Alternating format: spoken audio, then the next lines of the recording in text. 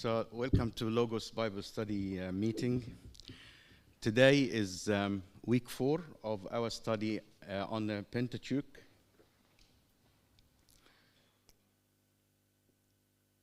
We almost finished the book of Genesis last week, and today we're going just to study together the last part, the story of Joseph. Just remind you with the classification of the book of Genesis that we said the first time. The book of Genesis is divided into 2 parts.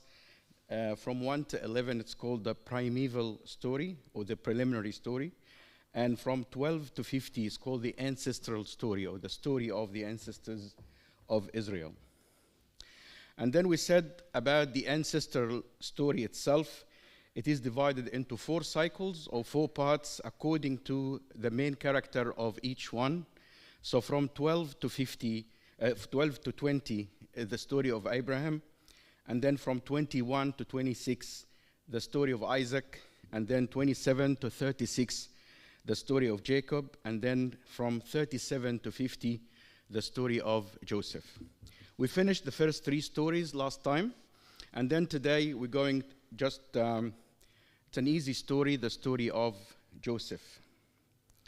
I just remind you with the clan of Jacob. So we know that the main father or the first patriarch was Abraham, and Abraham married Sarah, and the offspring was the main one was Isaac, but also he married Hagar and got Ishmael. We know also from our study last time that Abraham married a 3rd wife after Sarah died. Her name was Keturah, and he had also a number of sons. One of them is Midian. We talk about him today when we study the book of Exodus. And then Isaac married Rebekah, and from Rebekah he had Jacob and Esau. Jacob is the main character, and Jacob married 2 sisters, married Leah and Rachel, the daughters of his uncle Laban. But also Jacob, when we read the story, we will know that he also married the 2 maid servants of Rachel and Leah. Bilhah, the maid servant of Rachel, and Zilpah is the maid servant of Leah. Out of those 4 ladies, he had 12 sons and 1 girl, one daughter. Leah had the highest number. Leah had 6 children, and each of Bilhah, Zilpah, and Rachel had 2 each. And the only daughter, Dinah, was also the daughter of Leah. So Leah had 6 sons and 1 daughter. And the rest, each one had 2. I'll just tell you something. I mean, just have some fun. I'll show you a story, I'll show you a method to how to remember which mother of each, all right? Okay, let's do this exercise, okay? So I'll tell you something. You know the jazz band? Let's remember the jazz band. So jazz band, let's write it this way. And the J, I will do it as G, okay? The jazz band, G-A-Z, and B-N-D. So Zilpah, here, her sons are Gad and Asher, the Gaz, all right? So Zilpah, Gad, and Asher, and Bilhah is Dan and Naphtali. So Dan and Naphtali, the sons of Bilhah. Gaz, Gad, and Asher, the sons of Zilpah. And Joseph and Benjamin are very famous, so we don't have to know that these are the 2 sons of Rachel. And the rest, the 6, are the sons of Leah, all right? And it's easy because we know the first 4, Reuben, Simeon, Levi, and Judah, and add to them Issachar and Zebulun. So these are the 12. So remember jazz band, and you remember the rest of the sons, okay? This is good for trivia, all right? Okay, now we come to the story of Joseph, the one that we left off last week. Um, Joseph was the favored son of his father Jacob, simply because he was the first son of his favored wife, or favorite wife, Rachel. Also, Benjamin, his brother, was also very precious to Jacob, because his mother died while she was delivering him. Because he loved him, he, just in order to make him distinct there among his brothers, he bought him the coat of many colors. And also, Joseph had too many dreams, and those dreams denote that he will be the chief among his brothers, so that the preference of the father plus the dreams made his brother jealous of him, and they envied him, and they ended up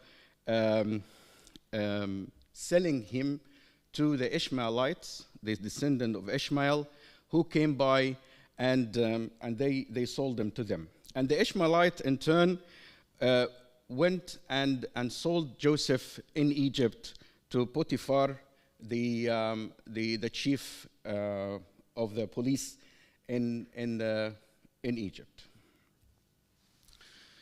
Okay, and then in Genesis 39, we read this, and it came to pass after these things. By the way, when Joseph came to Potiphar's house, he also had grace in the eyes of Potiphar and everyone there. So he became the chief person on the whole house of Potiphar, and he ascended him to do a lot of things, and he became like the director of the house. And it came to pass after these things that his master's wife, the wife of Potiphar, cast longing eyes on Joseph, and she said, "Lie with me." But he refused and said to his master's wife, "Look, my master does not know what is with me in the house, and he has committed all that he has to my hand. There is no one greater in this house than I, nor has he kept back anything from me but you, because you are his wife. How then can I do this great wickedness and sin against God?" So, although probably responding to her would have got him safe, but he thought, "No, I'm not going to do that. I'm going to still obey God no matter what." Even if he ended up imprisoned in Egypt for 13 years, he didn't care. Or the most important thing for him is to be faithful to God.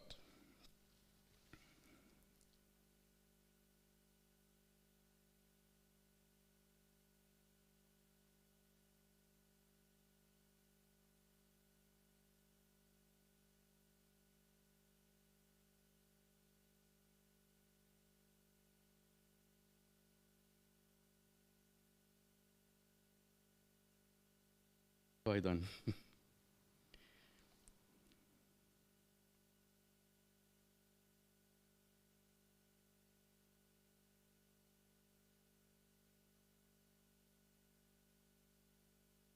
Okay, and then we have an interruption of the story of Joseph in chapter 38, just before this incident. And the Bible will tell us about a story of Judah and Tamar. Judah is the oldest son of Joseph, the fourth son of Leah. And once we read the book of Genesis and we find that the flow is going toward Joseph's story, and all of a sudden this is an interruption to the flow of the story with this story, the story of Judah and Tamar. Judah was married with a woman, and he had 3 sons. And one of his sons, by the name of he was married to Tamar. This part of the story will talk to us about what we call the law of the levirate marriage. The law of levirate marriage. What's this law of levirate marriage? The levirate marriage comes from the Latin word, has nothing to do with Levites or Levites or Leviticus or anything like that. It comes from levir, which is a Latin word for brother-in-law. Basically, a levirate marriage was instituted to preserve a family name and inheritance.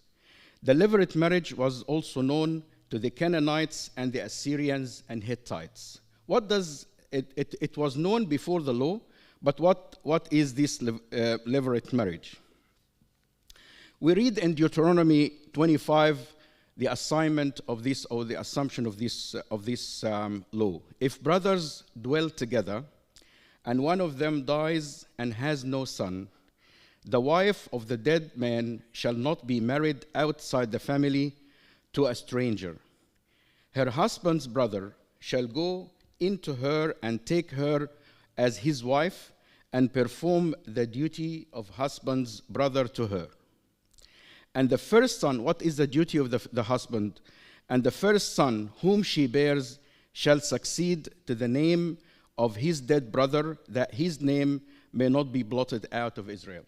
So what does that mean? For example, if two brothers are living together, one had a wife, but he died without an offspring.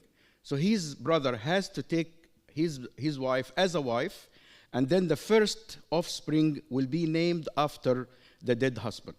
So he will be as if it was his son. The idea of this is to preserve the name of the person who died without an offspring, and also for the inheritance to be within the family still. The Lord Jesus Christ talked about this levirate marriage in Matthew 22 when the Sadducees asked him about the woman who married 7 people. She died. Her husband died and had no offspring, and his brother took her, and the third and fourth until 7. And they asked the Lord Jesus Christ in heaven to whom she will be the wife of. The Sadducees said that question because they did not believe in resurrection. So they wanted to just trap the Lord Jesus Christ with a question from the environment and from the tradition. And the Lord Jesus Christ answered here in 29 and said, Jesus answered them, "You are wrong, because you know neither the scriptures nor the power of God. For in the resurrection they neither marry nor given to marriage, but are like angels of heaven, in heaven." So the Lord Jesus Christ acknowledged the levirate marriage law that was even before the law of Moses, but he corrected their idea about resurrection, no marriage in the resurrection. Let's go back to Tamar and Judah, what happened. So Tamar married the first son, or the eldest son of Judah, a man by the name of Er, and this man had no offspring. And he died, and the Bible said he died because he was a wicked man. And then the next in line was a man by the name of Onan, the second son, and according to the tradition, according to the levirate marriage law, he took Tamar as his wife, but he did not want to fulfill his obligation, and the son will be named after his dead brother. So God wasn't happy, and Onan also died. Remained only one child in the family of Judah, was a young man by the name of Shelah. So Tamar said, "Okay, give me Shelah to be my husband." And he said, "Okay, Shelah's still young. We'll wait until Shelah gets older, and then I will give him to you as your husband." But somehow Judah thought, "Okay, the other 2 sons died. I'm not going to risk Shelah, so I'm not going to give her Shelah." All right, and he just forgot about it, and his wife died, and time went on, and she was still waiting for Shelah to be her husband. And then time passed, and nothing happened, and she heard that Judah is going to do shearing of his sheep. So she took the opportunity. She wore a veil and disguised and sat on the street. And Judah, while he was passing by, thought that she was a harlot, and went into her. And then she said to him, "What do you give me in return?" And he said, "Okay, I will send you a goat." And she said to him, okay, give me a pledge so that I guarantee that the goat will come to me. He said to her, okay, what pledge do you want from me to give you? And she said to him, okay, give me your staff and your ring, and I'll keep them with me, and once you send the goat, I'll give him back to you. And that what happened. He, the next day, sent his servant with a goat, but he couldn't find this woman. Not to be found anywhere. And then time passed by, and all of a sudden people said, okay, Tamar is now pregnant from adultery. And he said, oh my God, that's not good. And when Judah, he wasn't happy, and he said, okay, she should be burned. But she came to him and said, look, I am pregnant from the man who had these things. And he said, you are more righteous than me, because I did not fulfill my duties to give you Sheila in marriage, but you were waiting according to the law.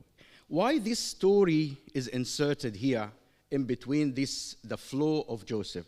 It's here in order to see or to show the contrast between two brothers. Judah, the elder brother, who was exposed because of his sexual desire, and someone else who's much younger than him, Joseph. He wasn't married. He had the sin knocking on his door, and he probably would have been promoted in the Potiphar's house if he did, but he chose not to do it. So in order to give us this contrast between two brothers, how they behave, this story was given there. And then after that, until the rest of the book of Genesis, we have only the story of Joseph.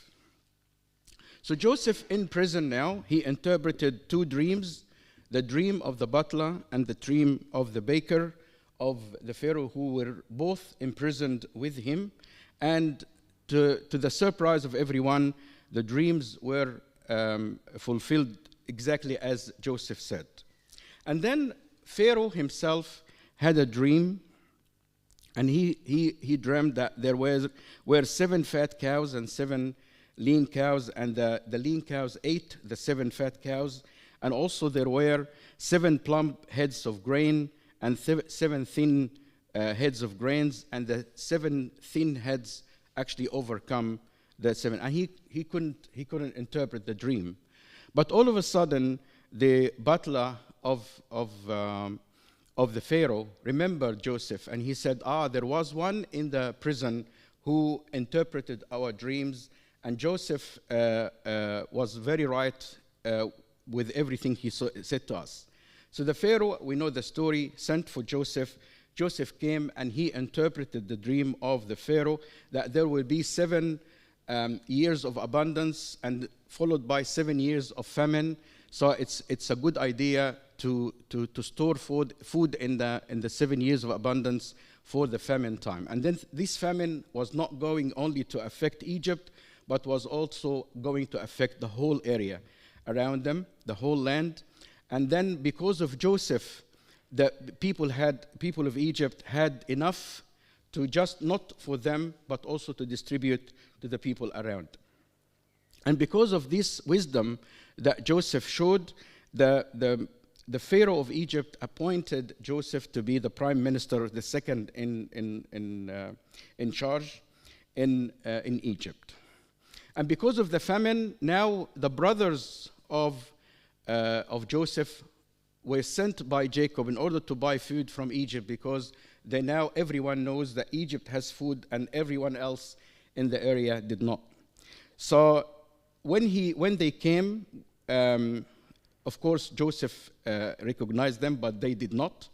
So the first time he kept Simeon as a hostage until they bring Benjamin, and then the second visit they got Benjamin with him. And the end of this part, actually everyone from the land of Canaan, the land of Canaan, came to Egypt to live there. 70 people, the clan of Jacob and his family, came to reside in Egypt.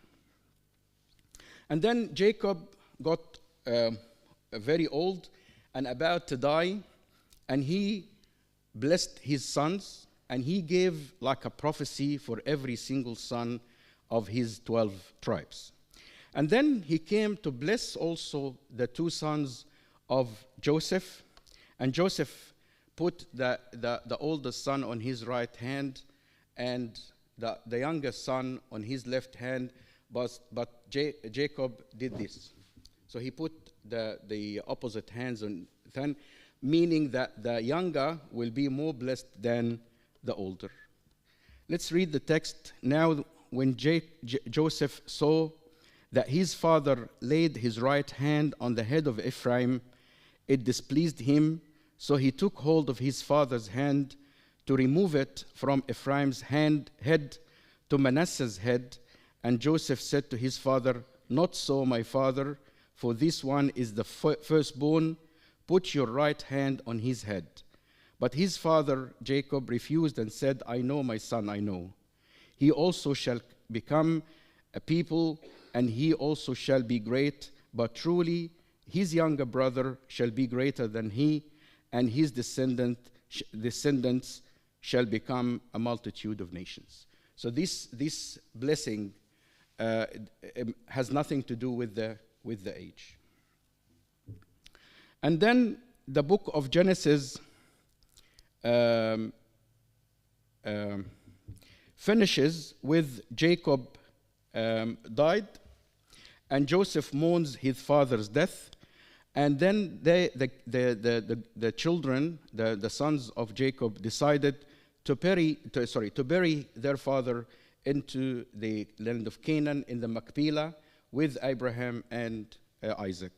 So Joseph dwelt in Egypt, he and his father's household, and Joseph lived 110 years. So after that, they dwelt all of them in Egypt. Joseph saw Ephraim's children to the third generation.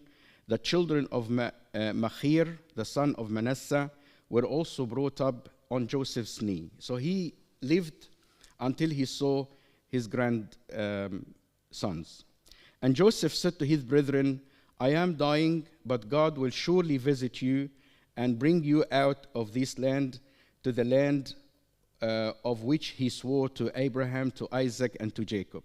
Then Joseph took an oath from the children of Israel, saying, "God will surely visit you, and you shall carry up my bones from here."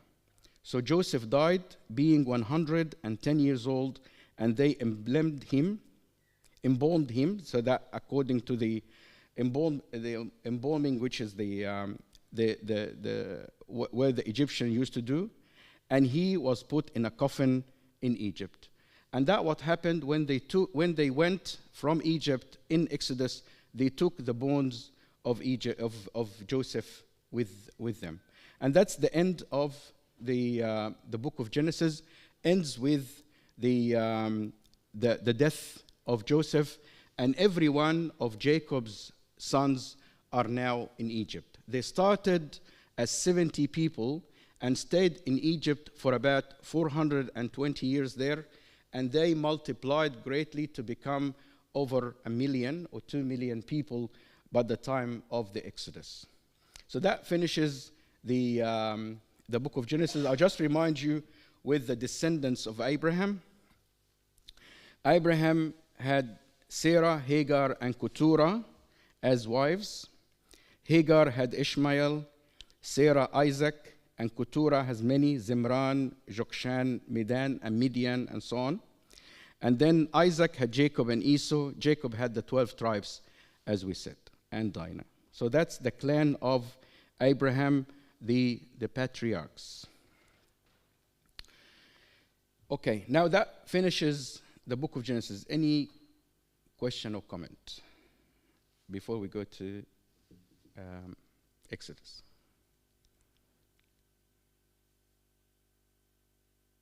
Okay. Can I just do this? For some reason I can't. This one? Okay, thank you. Yeah.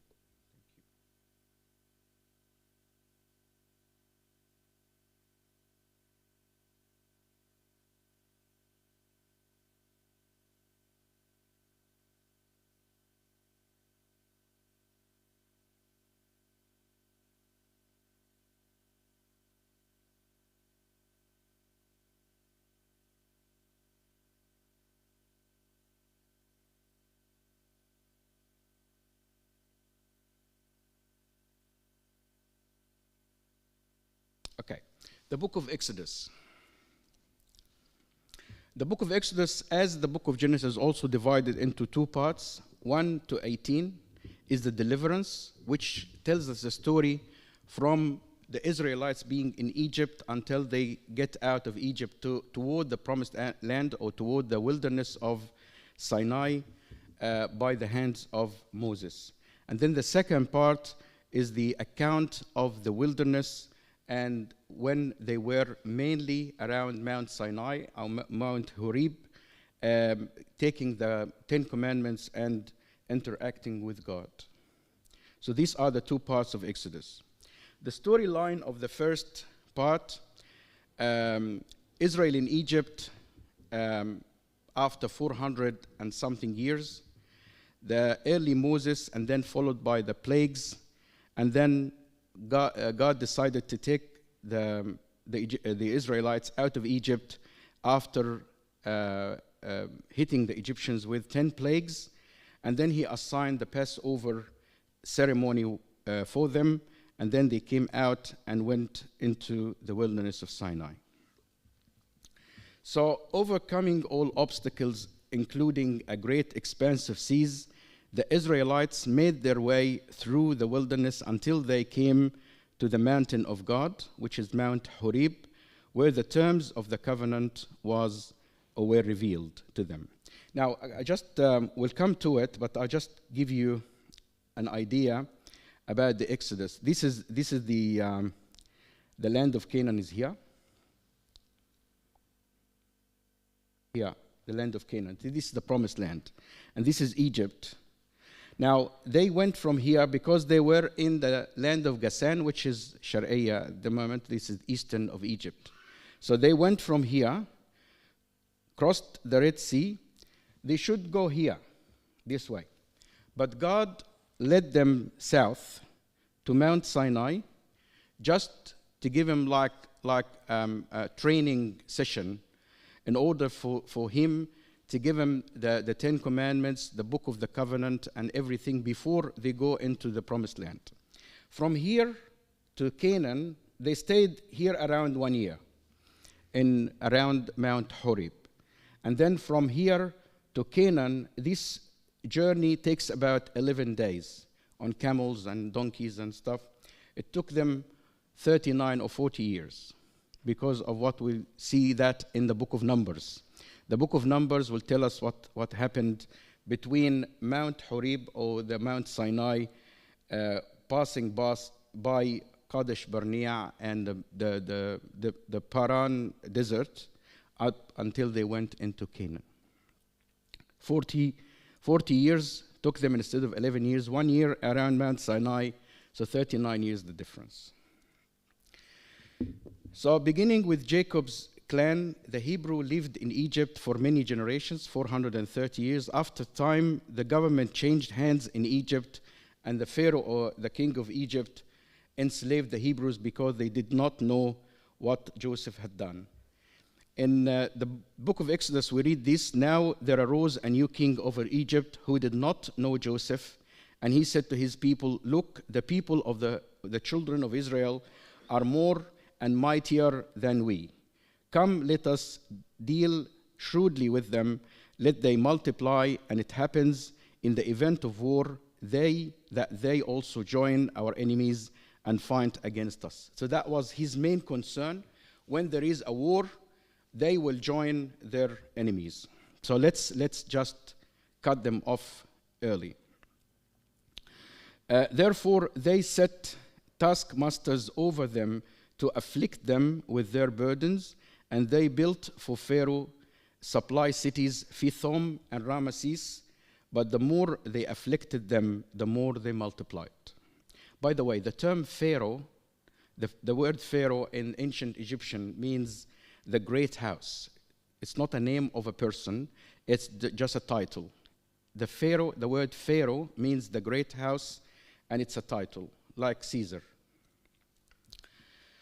Now, hard work of city building did not diminish the Hebrew population, so the Egyptians initiated a policy of male infanticide. The midwives who surfaced the Hebrews secretly refused to cooperate. The Pharaoh said to the midwives who used to deliver the Israelites, if there is a male, just kill him. If there is a male, kill him. A female, just leave her live. But the midwives refused to do that, secretly, of course. But after that, they decided, okay, if you don't want that, any male will be discovered in the house, will be thrown into the Nile. To die, of course.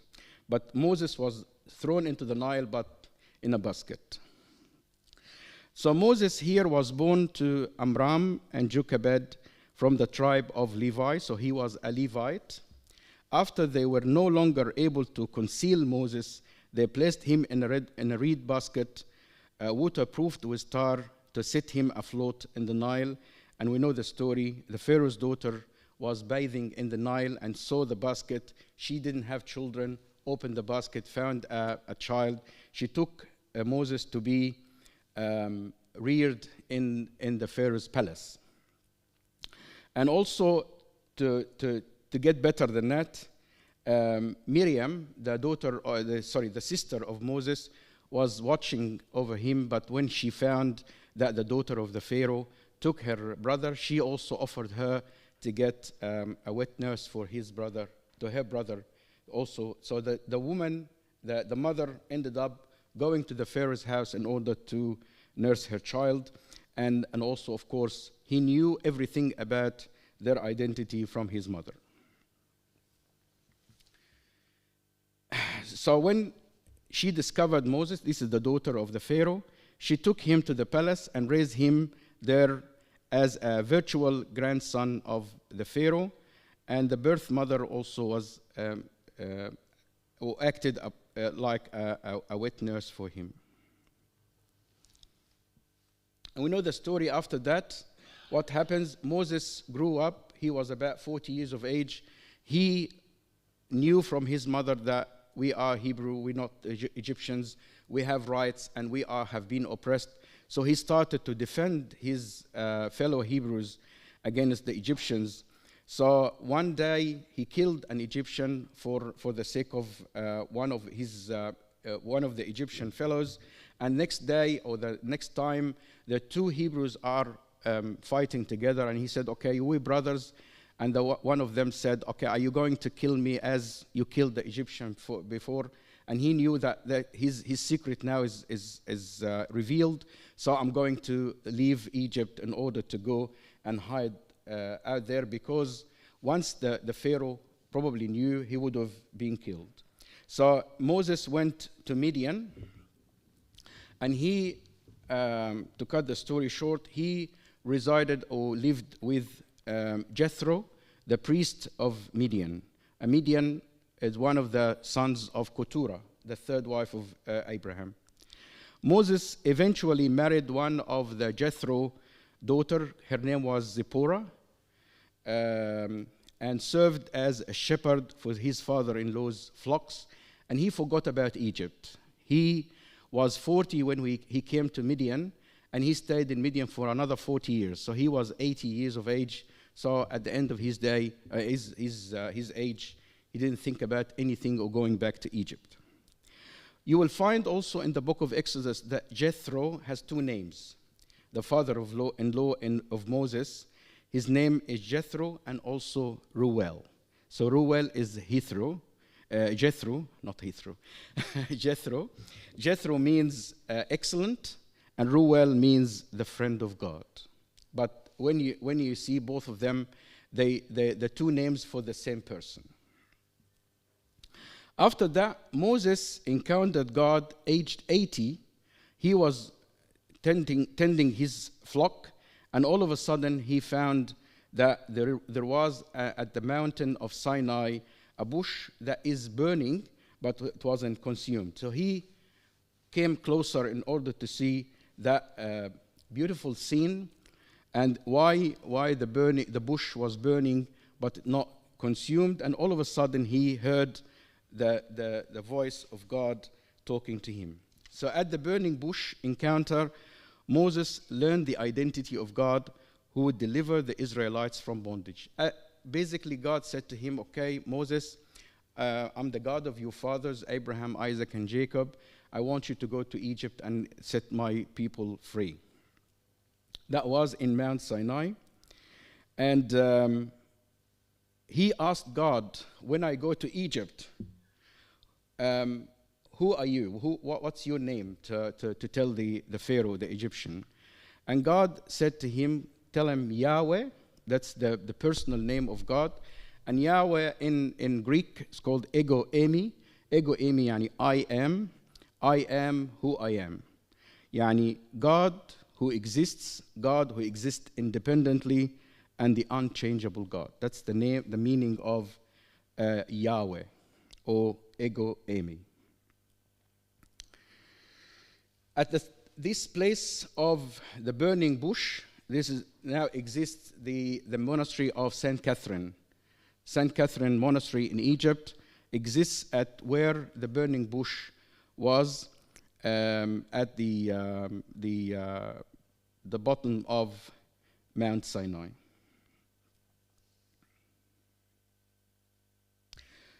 During this encounter, God also said to Moses, I am the God of your father, the God of Abraham, the God of Isaac, and the God of Jacob.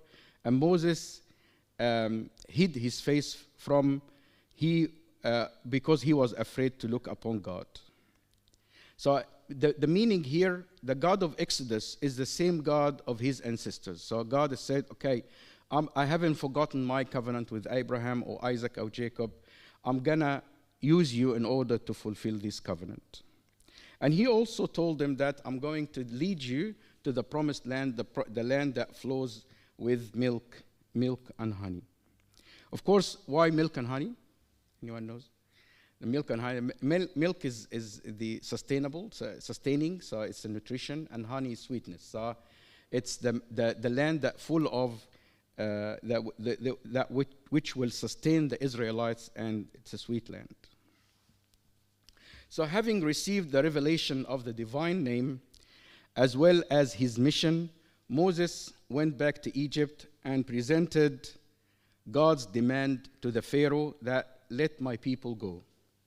Pharaoh refused to budge because he's got free servants, free slaves, and they're mighty and they build and they're good. Why get rid of them? So he refused many times. Only after a devastating series of plagues that at the end the Pharaoh let the people go. From chapter 5 to chapter 11, we read about the 10 plagues that God invoked upon Egypt. We have the blood, and then the frogs, and then the gnats. The gnats here could be mosquitoes, could be lice, and then flies, and then the disease of the cows, and then the boils, the hail and fire, locusts, darkness, and the last plague was the death of the firstborn, and then Pharaoh surrendered at the end. Okay, why the plagues? The plagues were intended to reveal God's power to break the Egyptian resistance, and were said to come from the finger of God. So one of the reasons, or one of the contemplation of some scholars said that the plagues actually happened against the gods of Egypt. The ancient Egyptian had too many gods. For example, in the land of Canaan, they probably had the main god, who's Baal. The Israelite has God, Elohim or Yahweh God, only one God. But in Egypt, there were numerous gods.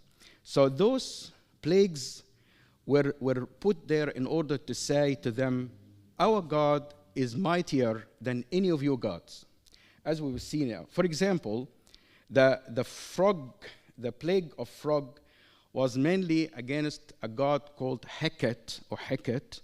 She was the goddess of childbirth, and she was always symbolized as a frog in the ancient Egyptian tradition.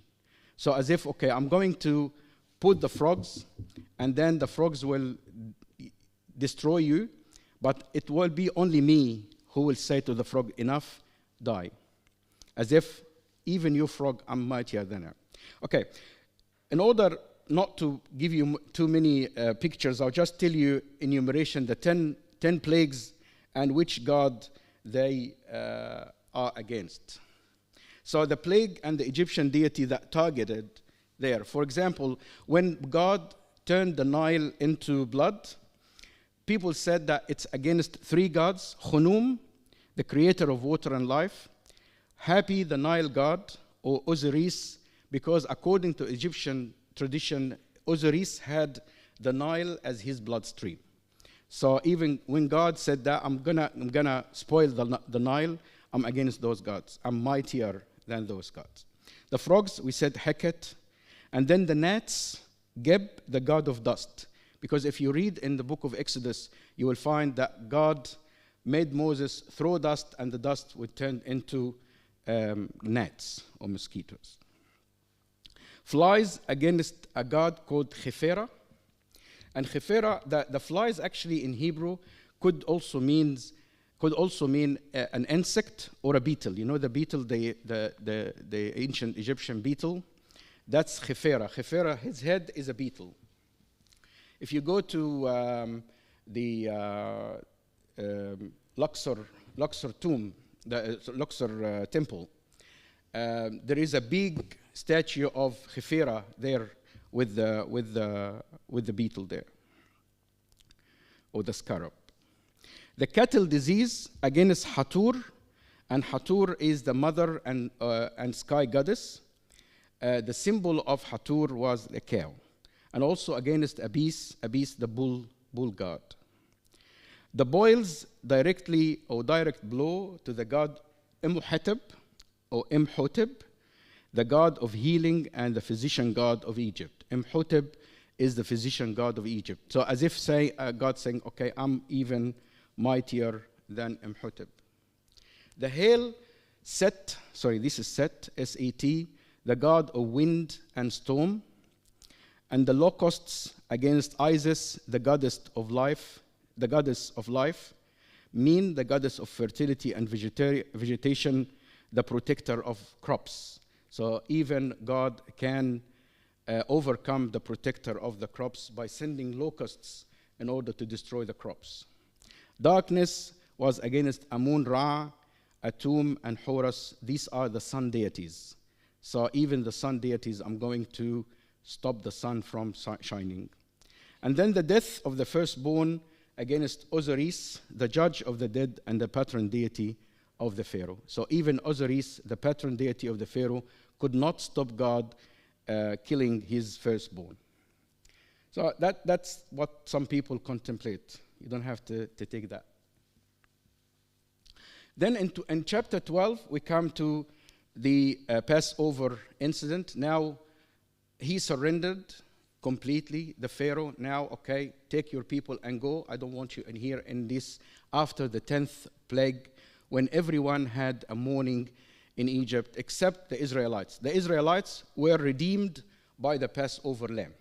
God told them to kill a lamb and take the blood and just put the blood on the door post and the 2 pillars. So when the angel comes, he will pass over them. So he will not kill their firstborn.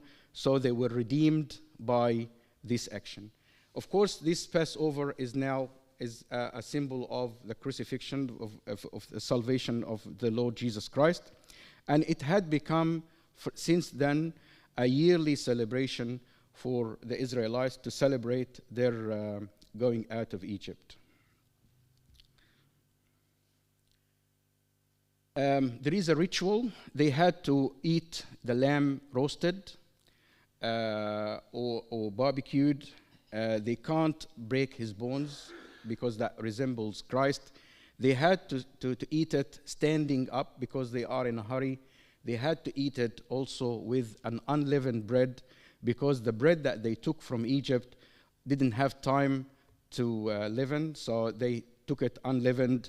And that's why when they celebrated, when we talk about those feasts in the book of Leviticus, there is a feast called the Feast of the Unleavened Bread. 7 days after the Passover, they eat only unleavened bread. No leaven will be there in the house. So this unleavened bread called matzut, and it symbolized the hurriedness of Israel's departure. The bread simply had no time to rise.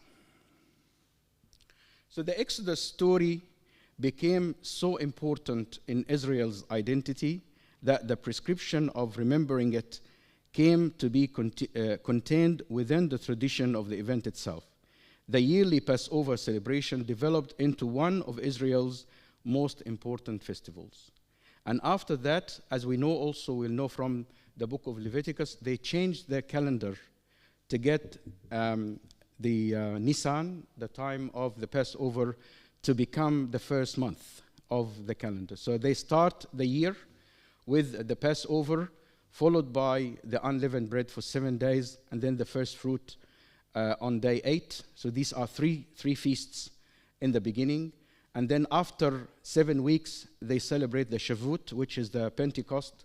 And then after that, the rest of the festivals.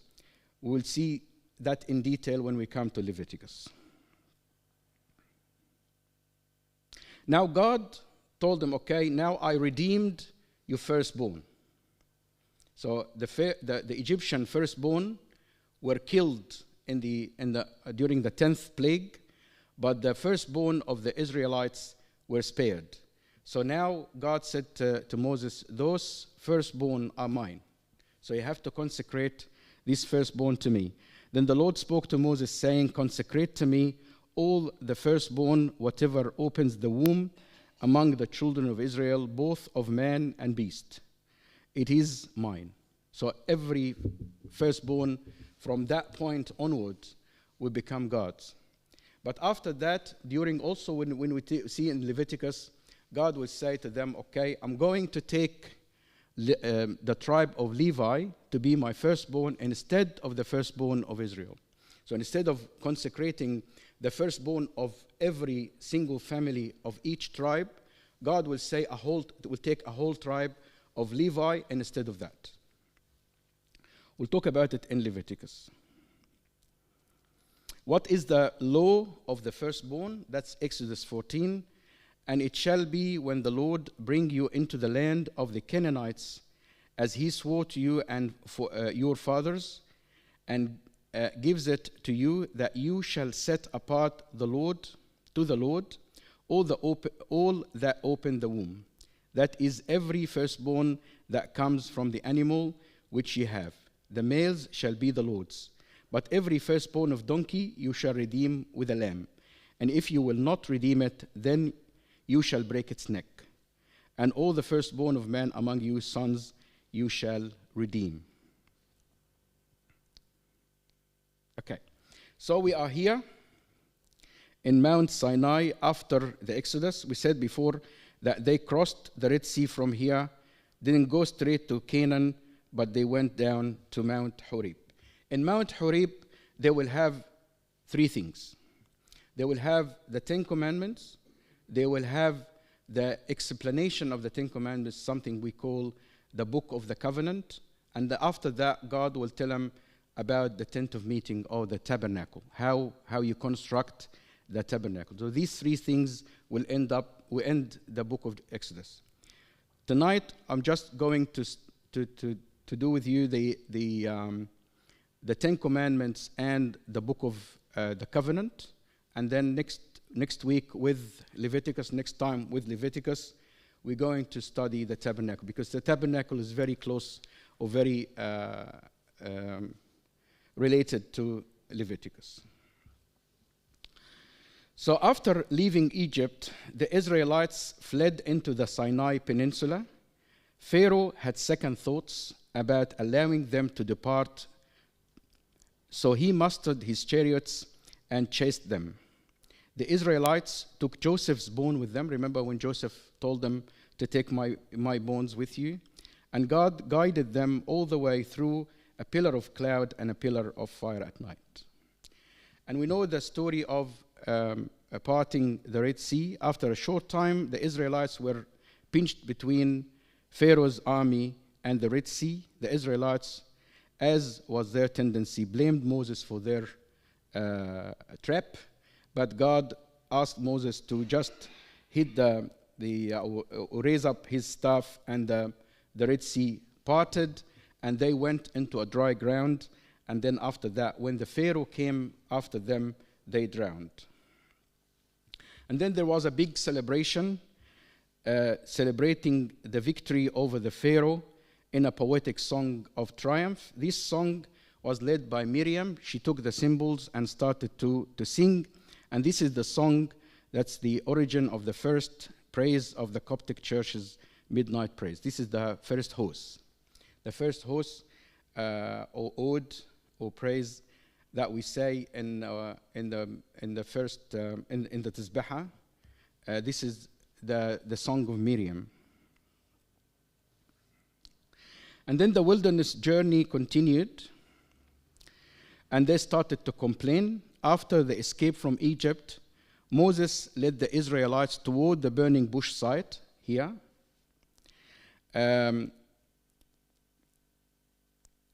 So they too could meet God. Along the way, they had numerous difficulties that tired Moses' leadership ability and patience and tested the faith of the people. They complained about everything. This water is bitter. Okay, Moses throws in a piece of wood, a tree, so it was made sweet. Okay, we need water. Okay, so I'll give you water from the rock. After that, we longing for the meat we had in Egypt. We had garlic, and we had kurat, and we had things in Egypt. So we need those things. So they gave him also these things. And they gave him the manna, and then after that, the quails as well. When they arrived at an oasis of water, the water was undrinkable, so the people complained. They called Mara, means bitter, and he put a tree in it, and it became sweet. And then this is the water from the rock. Just notice here, this water from the rock happened twice during this journey. The first one we encounter here in the first part of Exodus, after the wilderness, the second part of Exodus. And God in this time told Moses to hit the rock and the water will come out. And that's what Moses did. After that, in the book of Numbers, we will see that the people grumbled again against Moses to get them water. And this time, Moses were told by God just to speak to the rock. But Moses did not obey God, and he hit the rock with his staff and also said something like, "O rebellious people," stuff like that, as if he's the one who's giving them the water. And God wasn't happy with him. We'll get that in the book of Numbers. Then there was a war between the Israelites and the Amalekites. The Amalekites, the Amalek is actually a giant, so a giant people, and they were very good at war.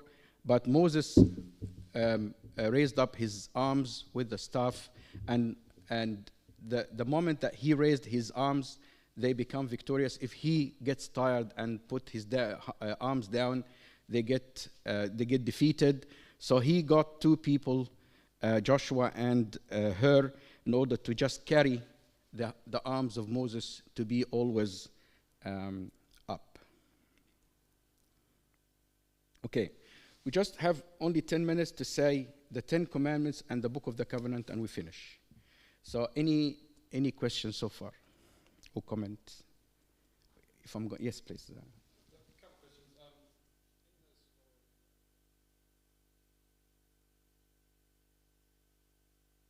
Pharaoh. So it's as if it's done by God. Yes. Why? Okay. I think this is just in order to answer this. He's not hardening his heart. He was soft. He was very soft, and God hardened his heart. But rather, God left him to his hard heart. So God did not. do anything with His grace in order to soften his heart. You have a hard heart. Okay, I will leave you to your heart, but not He hardened his heart on purpose.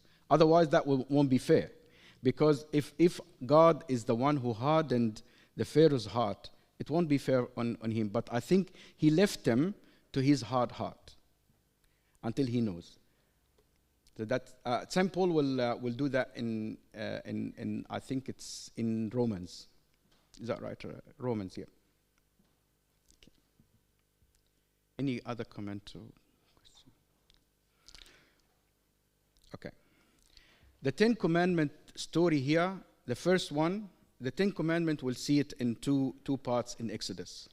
This one in chapter 19, when God just spelled the Ten Commandments. And then after that, Moses went into the cloud that covered the mountain, and God will give him the Book of the Covenant, which is like explanation of how can we implement the Ten Commandments. And then after that, God will give Moses, later on, toward the end of the book of Exodus, the Ten Commandments written by him in 2 tablets. And then Moses will spend about 40 days with God. And then when he comes down from the mountain, he will find the Israelites putting a bull, a statue, and worshipping it. So this part, God just spelled the Ten Commandments before they were written. So Israel camped in front of the mountain, Mount Sinai, or Mount Horeb.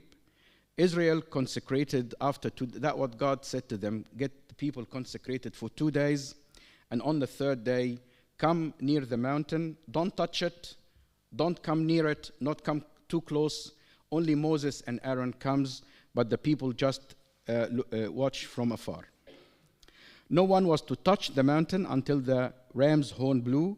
On the 3rd day, there was a thunder, lightning, thick cloud, smoke, fire, earthquake, and trumpet blast. So something very scary to watch. All trembled, understandably. The Lord descended to the mountain.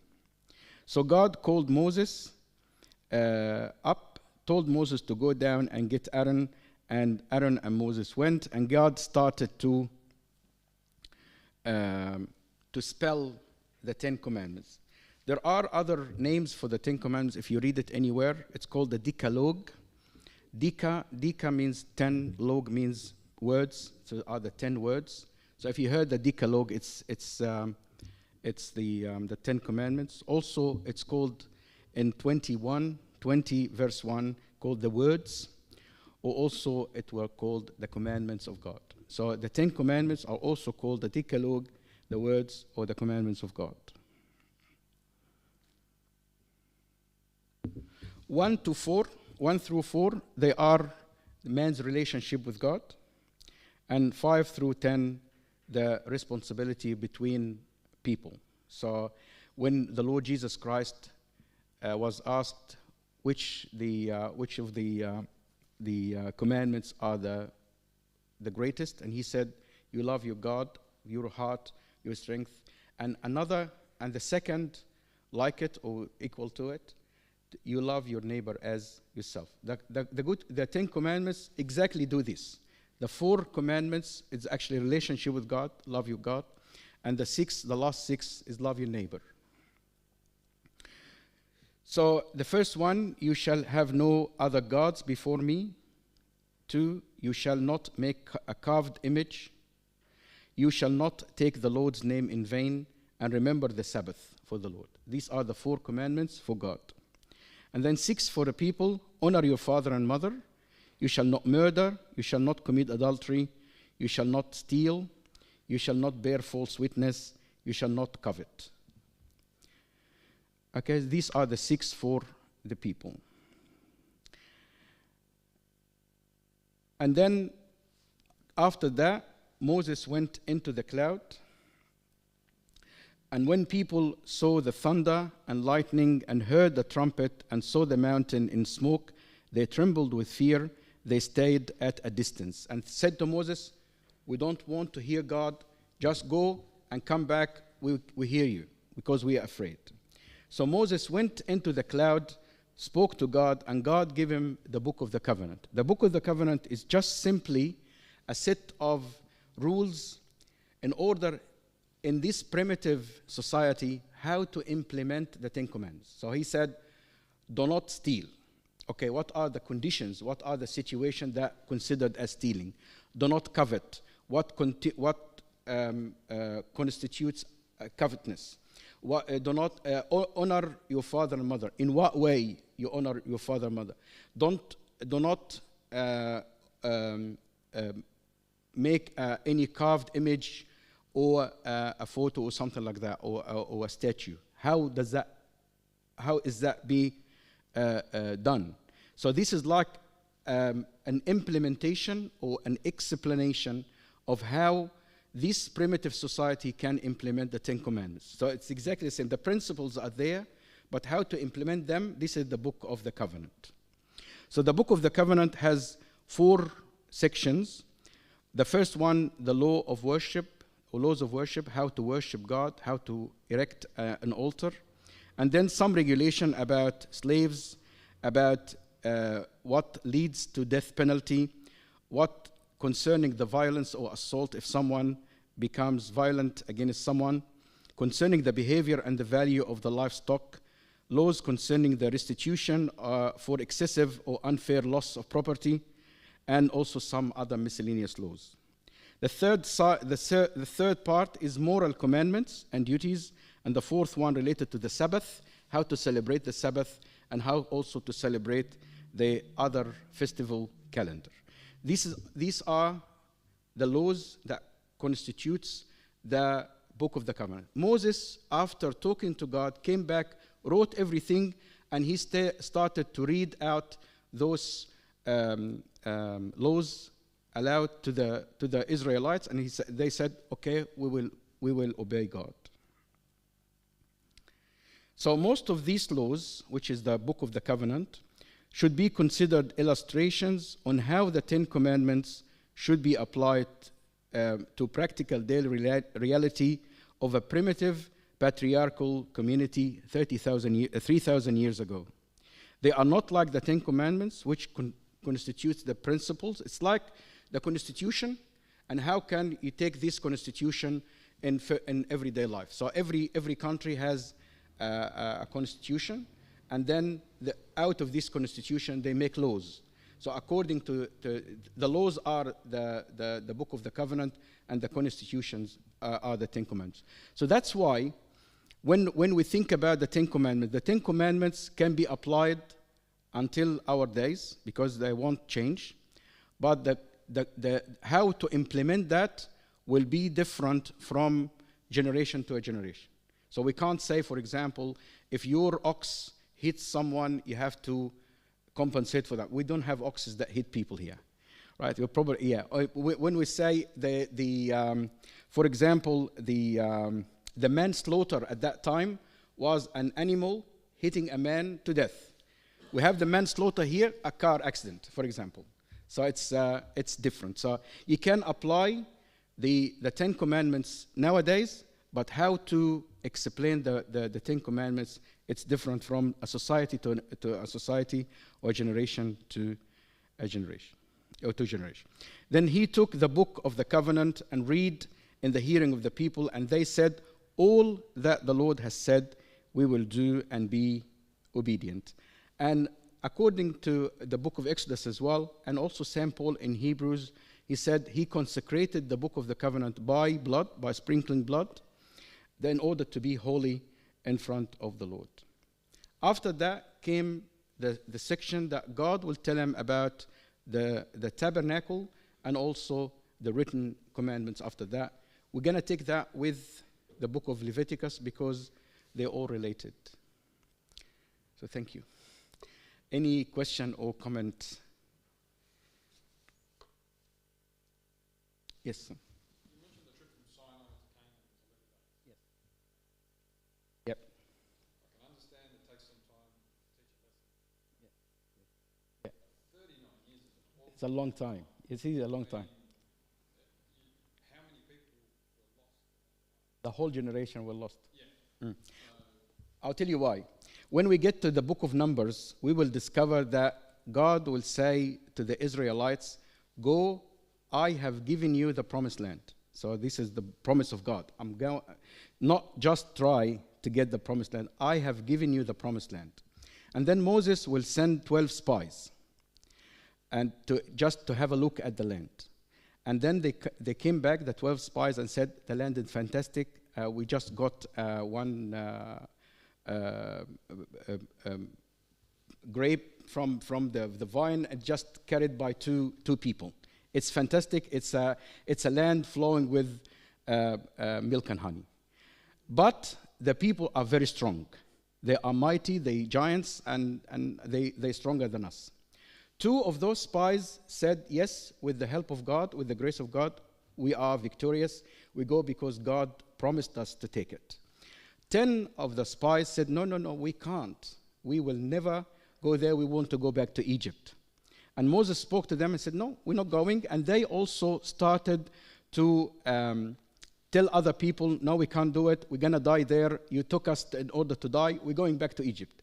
And there was a big fight, a big uproar because of that. So God said, okay, if you don't trust me, this generation is not going to go into the promised land. So I'm going to wait until the whole generation perish, and I'll take it to the promised land. So that took about 39 years. That's why. So the only people of that generation that went to the promised land were the 2 spies who said, yes, we can. Joshua and Caleb, the son of Jephunneh. That's why. So it wasn't like they were slow, but they were also had too many battles on the way. But the main thing was that God said, okay, you're not going to go. And until everyone died. So that's why. But it's 11 days if you take it straight. Yes, I mean.